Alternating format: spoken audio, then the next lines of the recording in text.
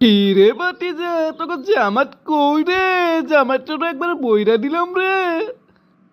ও চাচা, এমন ভাবে কইতাছো যেন আমরা একটা আসনও পাই নাই।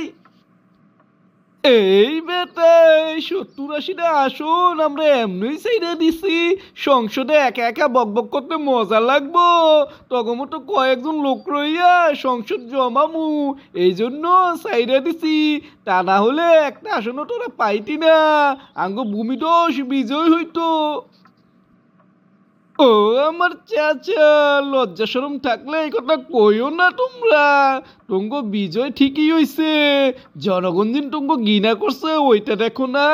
আঙ্গ জামাতের এমনও কেন্দ্র গেছে যেখানে এজেনও টিকতে পারি নাই, লোকও ছিল না, অথচ দেখো মানুষ ঠিকই ভোট দিছে। শুধু ভোট দেয় নাই, লক্ষ লক্ষ ভোট দিছে। এমনও পরিস্থিতি শিকার হইছি আমরা, তোমরা ৯-৬ কইরা অনেক জায়গায় পাশ কইরা গেছো। এই বেটা, রাজনীতি করতে হইলে মাসেল লাগে, মাসেল লাগে, মানি লাগে, পাওয়ার লাগে। আঙ্গ সব আছে, তাই আমরা ক্ষমতায়, তখন তো কিছুই নেই কা।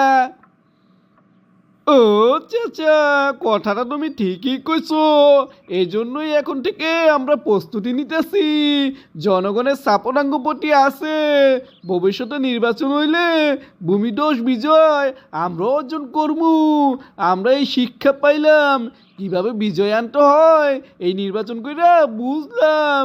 ভবিষ্যতের লেগে সাবধানে থাকো। এই ভাতিজা, ভবিষ্যতে আর টগরে নির্বাচনে দাঁড়াইতেই দিব না। আমরা নির্বাচন করবো, ক্ষমতায় থাকবো। ও চাচা, হাসিনায় ১৫ বছর থাইকা কিন্তু গোষ্ঠী সব বলাইছে, একটা শিকড়ও রাইকা যাইতে পারে নাই। তোমরা কিন্তু কই নিয়ত কইরো না, তাহলে কিন্তু ৫ বছরও থাকতে পারবা না। সমস্ত গোষ্ঠী সহ যাইতে হইব।